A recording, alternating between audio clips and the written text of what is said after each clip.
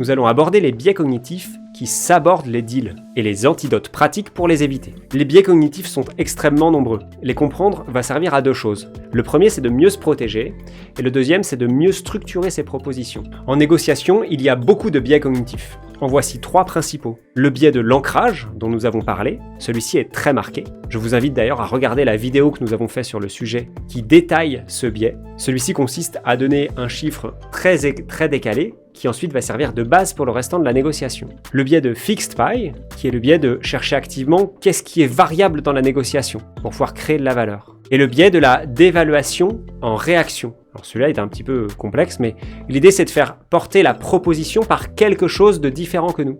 Ok, alors je vous propose ce prix, mais c'est pas moi, c'est le marché qui le propose. Regardez, j'ai été chercher des éléments et le marché dit que c'est ça. Celui-ci permet de sortir la personne en allant poser la proposition basée sur des choses factuelles qui sont externes. Moi je m'attends à tel salaire parce que la grille de l'employeur concurrent est à tel prix, ce qui permet d'avoir une négociation salariale qui n'est pas une demande personnelle, mais une remise au standard par rapport au marché. Les biais tels qu'ils sont utilisés, vous avez par exemple « ce n'est pas mon idée, c'est ce que montrent les standards ». Les biais cognitifs sont très nombreux.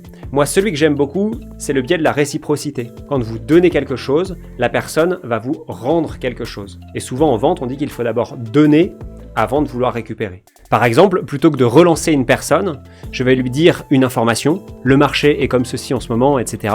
Et avec cette information, de manière assez subtile, la personne va comprendre que je suis en train de la relancer sans être dans une question directe. Alors, vous ne m'avez pas donné de réponse, est-ce que vous pouvez me répondre ? Et elle va me répondre, et c'est un peu plus subtil.